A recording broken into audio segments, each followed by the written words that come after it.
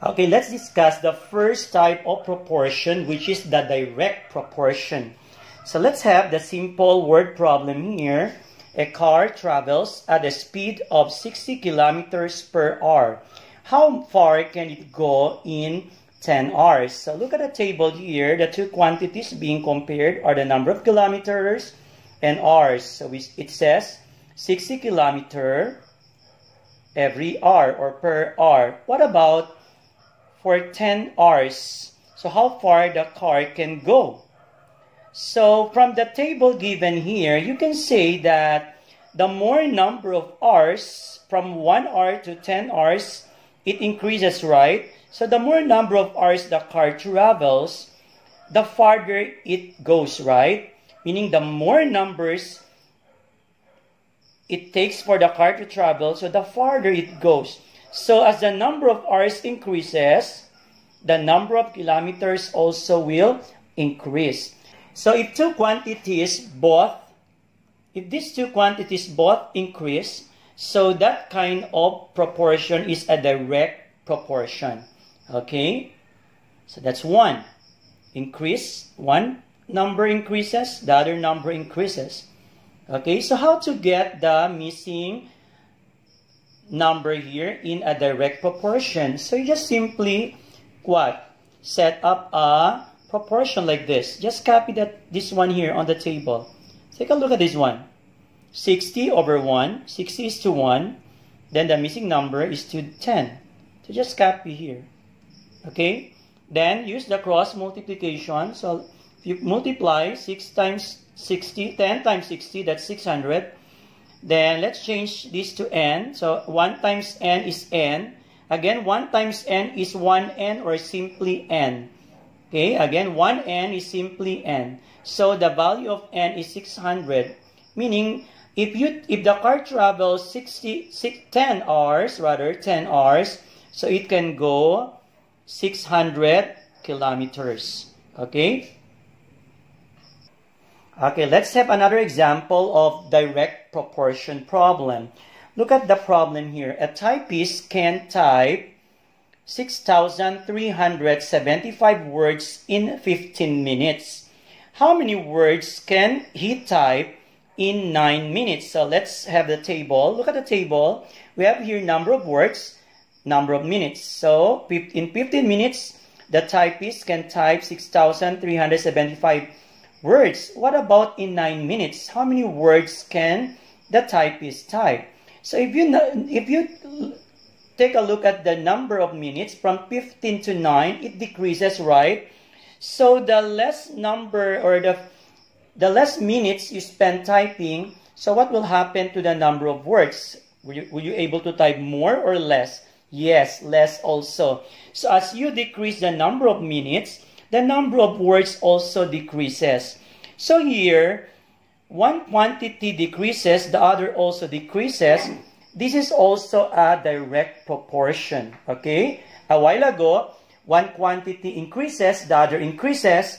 It's direct. So with this, if one quantity decreases, the other decreases, it is also a direct proportion. So to find the missing number here, so you simply set up a proportion like this. Just copy. This one is to 15. Then let's change this to n. N is to 9. Then cross multiply. We have 9 times this.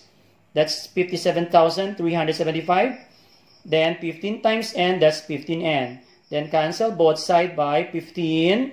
So meaning this one, you divide, you'll get this.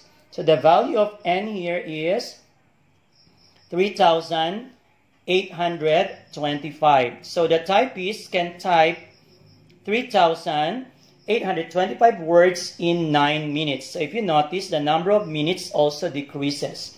Okay? Okay, let's have the second type of proportion, which is the indirect or inverse proportion. So how does this differ to direct proportion? Take a look at the given word problem here. An emergency pack of food lasts for 5 days for 12 men. How long would the food last if there were 15 men? So here there are two quantities being compared, and that That's the number of days and the number of men. Again, if 12 men will consume the pack of food, so it will last for 5 days. What about if there are 15 men? So if you notice, the number of men increases. So it's obvious that if more people will consume the pack of food, the lesser the days it will last, right? This means that if the number of men increases, the number of days decreases. So here, if you notice, if one quantity increases, the other quantity decreases. It's opposite, right?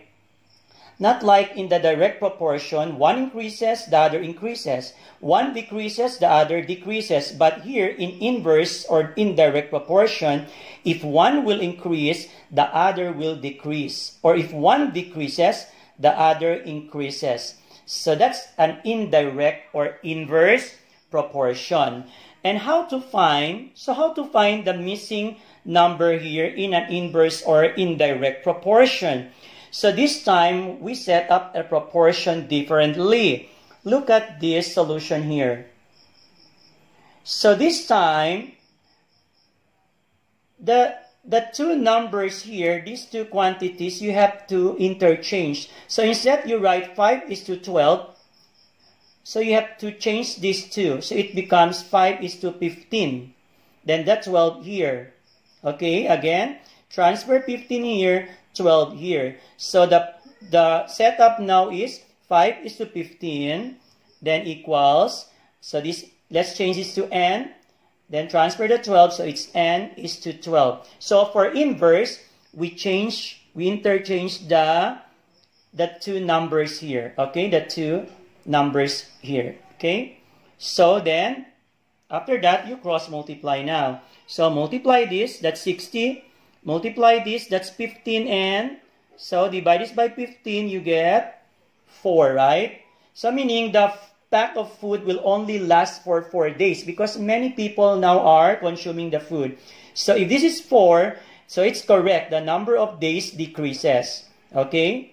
So again, the answer is 4 days. The pack of food would last 4 days for 15 men. Okay? So I hope you have now the idea of the difference between direct and indirect proportion. So that's all for now. Thank you for listening. See you in the next video.